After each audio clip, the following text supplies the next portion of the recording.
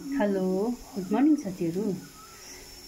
खै जिन्दगी पनि जन्म र मृत्युको बिचको यो जति पनि अवधिहरू छ, समयहरू छ, यो त एउटा ड्रामा जस्तो मात्रै लाग्यो मलाई चाहिँ।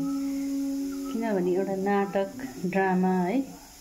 अब जन्मिन्छ मान्छे, जन्मेपछि त्यो नानीलाई त केही थाहा हुँदैन, बिस्तारै उनीहरूलाई अब त्यो नानीलाई भनौँ होइन, ज्ञान आउँदै जान्छ। त्यहाँदेखि सबै कुरा अब लोभ लालच माया मोह सबै उसलाई बढ्दै जान्छ। त्यहाँदेखि अलि ठुलो हुँदै जान्छ। त्यसपछि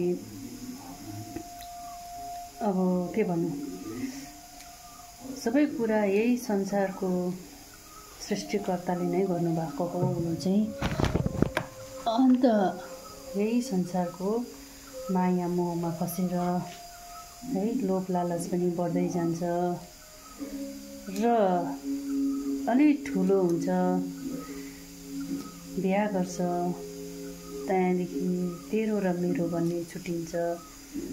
अरू त कुरा सबै छोडिदिउँ, आफ्नै बाबा आमा पनि बुढेसकाल भएपछि तेरो र मेरो भन्ने हुँदो रहेछ है। धन सम्पत्ति पैसा रुपियाँ हरेक कुरा तेरो मेरो भन्दै लडाइँ झगडा, कतिले मारपिट है, त्यस्तो गरेर जिन्दगी बिताउँदै अघि सङ्घर्ष गर्दै गर्दै अघि बढिरहेका हुन्छन्।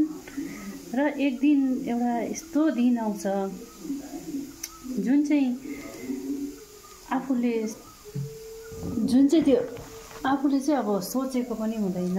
माया र जन्म र मृत्युको बिचमा भनौँ है, त्यो गरेको त्यो मेरो मृत्यु आउँछ भनेर कहिले सोचेको हुँदैन। जब मृत्युको मुखमा पुग्छन् त्यहाँदेखि मात्रै उहाँहरूले सोच्छन् भगवानलाई है।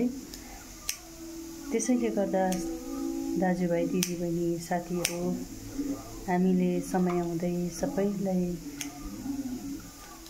माया गरौँ, भगवानप्रति आस्था राखौँ र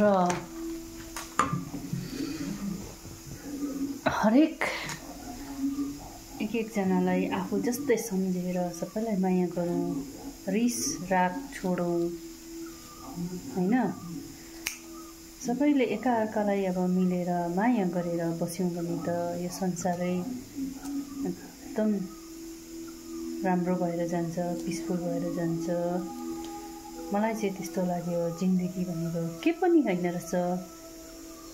जुन यो कति वर्ष हामी बाँचिन्छ जन्मेपछि, त्यो बिचको एउटा खालि ड्रामा मात्रै रहेछ जिन्दगी चाहिँ। त्यसैले गर्दा हामी अघिदेखि नै सोचौँ, अरूको बारेमा पनि सोचौँ र आफू जस्तै अरूलाई पनि सोच्यो भने कसैलाई पनि ठेस पुग्छ जस्तो लाग्दैन मलाई है। ल साथीहरू, अब मेरो चाहिँ सोच त्यस्तो। हजुरहरूलाई मेरो भिडियो कस्तो लाग्यो है, कमेन्टमा भनिदिनु होला।